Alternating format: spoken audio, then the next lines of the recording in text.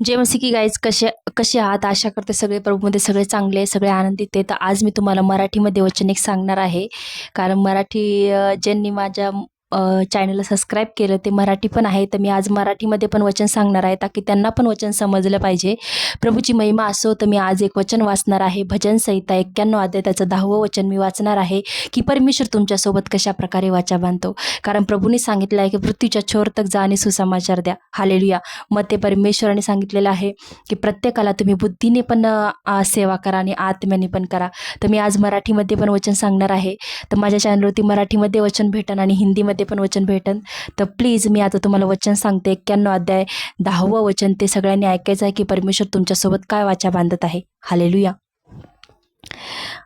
10व्या वचनामध्ये परमेश्वर काय बोललेला आहे?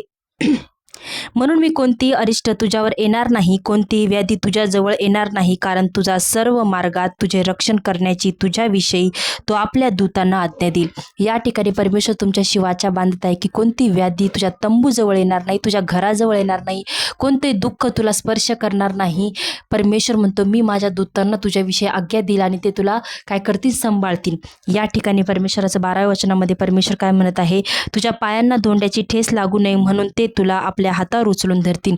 परमेश्वर म्हणते तुझ्या पायाला ठेस लागू नये किंवा तू पडू नये. त्यामुळे परमेश्वर म्हणतो माझे स्वर्गदूत काय करतील? तुला हातोहात उचलतील.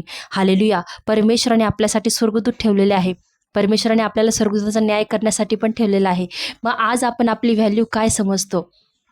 आज तुम्हाला माहिती परमेश्वराचं वचन तुम्हाला या ठिकाणी वाचा बांधत आहे की मी तुला कधी सोडणार नाही, कधी त्यागणार नाही, किंवा तुझ्या तंबूजवळ कोणती व्याधी येणार नाही, कोणती विपत्ती तुझ्यापर्यंत पोहोचणार नाही, किंवा कोणतंही संकट आणणार नाही. जरी आलं तरी मी तुला उचलून घेईल.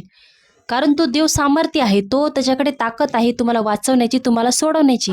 आज जर तुमचा विश्वास त्याच्यावरती आहे, त्याच्या वचनांवरती आहे, जर वचन म्हणते की कोणती किती आंधी येईल, तुफान येईल, सूर्य पृथ्वी चंद्र तारे सगळे हे होईल, परंतु परमेश्वराचं वचन कधीही मिटणार नाही. त्याचा काना मात्रा सुद्धा काय होणार नाही, बाजूला होणार नाही.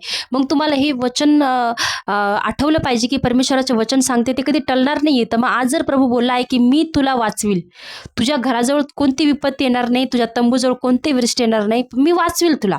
आज प्रभूचं वचन सांगते. माझा आपण त्याच्यावर विश्वास ठेवायचा आहे आणि हे वचन ग्रहण करायचं आहे. आणि प्रतिदिन आपण काय करायचं? 91 अध्याय पूर्ण वाचायचा आहे. परमेश्वर तुम्हाला ब्लेस करो. God bless you. जय मसीह की.